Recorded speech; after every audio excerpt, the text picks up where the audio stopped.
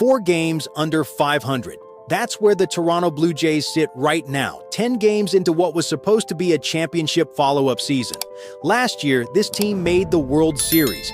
They won the American League pennant for the first time since 1993.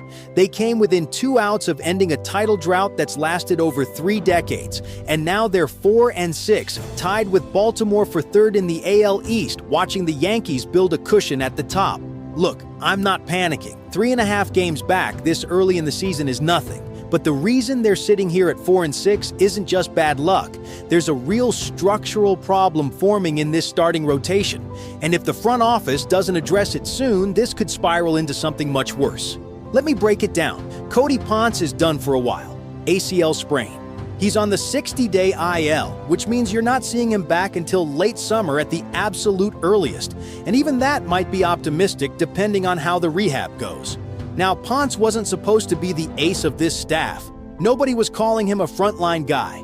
But depth matters, especially over a 162-game season. And when you lose a rotation piece in April, the math on getting through the year without serious wear on your other starters gets a lot harder. And then there's Max Scherzer. Forearm tendonitis. At 41 years old, you're holding your breath with every start he makes. Forearm issues in pitchers are not something you brush off. That's the kind of thing that can go from, let's monitor it, to, he's not available for 2 months real fast. Scherzer has been one of the best pitchers who has ever played this game. But the Blue Jays cannot afford to be sitting here in June having played white-knuckle roulette with his health since April and suddenly find themselves scrambling because they waited too long to add a starter. So what's the answer? According to Bleacher Report's Zachary Reimer, one name that makes sense is Tyler Anderson. Now, before you close the tab, hear me out, because I know the reaction to that name is probably somewhere between a shrug and mild concern. Tyler Anderson is 36 years old. He's a soft-tossing lefty who relies heavily on his changeup. He ended last season with a 5.50 ERA over his final 15 starts. None of that sounds like a rotation savior, but nobody is asking him to be a savior. That's not what this conversation is. What Reimer is pointing out, and what I think is worth taking seriously, is that Tyler Anderson does one thing extremely consistently. He gives you innings. He has made at least 25 starts every single season from 2021 through 2025. When healthy, the guy shows up and eats. He averages 5.7 innings per start. In a league where bulk innings from a reliable starter are becoming harder and harder to find, that matters. It matters a lot. The other thing that often gets glossed over when people dismiss Anderson is that this guy has been a 2-time All-Star. He made it in 2022 with the Dodgers, and again in 2024 with the Angels. Back-to-back All-Star nods 3 years apart don't happen by accident. They happen because, at his best, Tyler Anderson has the ability to get major league hitters out at a high level.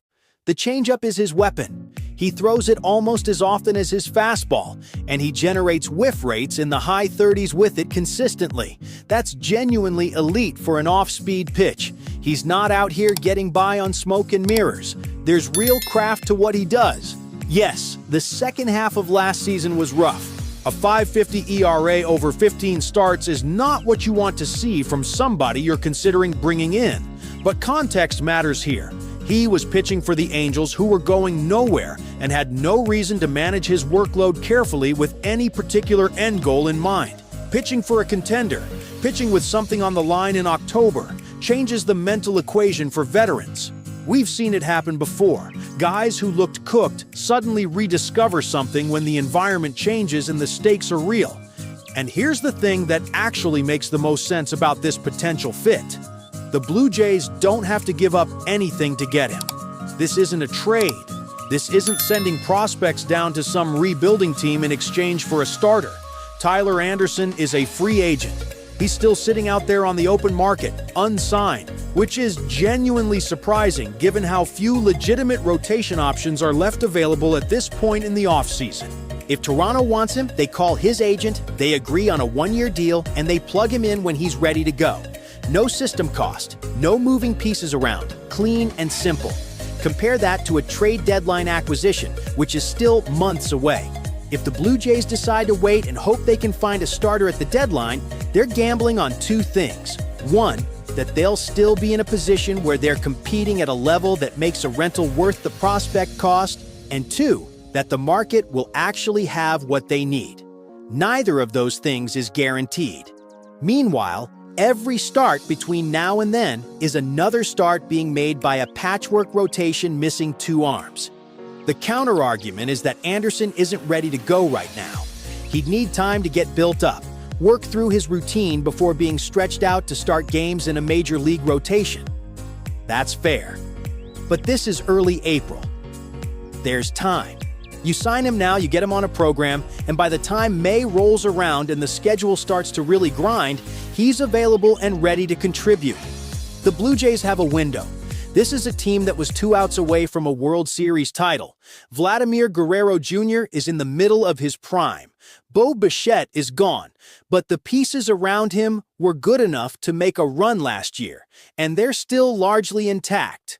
The expectation coming into 2026 wasn't just to be competitive, it was to finish the job. A 4-6 start is a bump in the road, not a death sentence.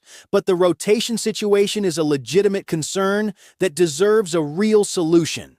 Tyler Anderson is not a perfect solution.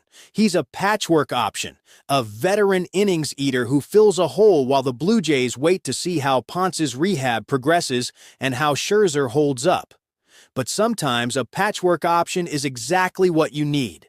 You don't always have to swing for the fences when the hole you're filling doesn't require a home run. It requires reliability. It requires someone who can go out there every fifth day, keep you in games, and not blow up the bullpen. That's what Tyler Anderson is. And right now, for this Blue Jays rotation, that might be exactly enough. The Blue Jays need to make a move. The question is whether they're going to make it now, while the cost is low, or wait until the problem gets worse and they're forced to overpay in prospects at the deadline. If I'm running this front office, I'm picking up the phone today. Drop your thoughts in the comments. Do you want to see the Blue Jays make a move for Tyler Anderson, or do you think there's a better option out there? And if you're not subscribed yet, make sure you hit that button. More Blue Jays coverage coming all season long.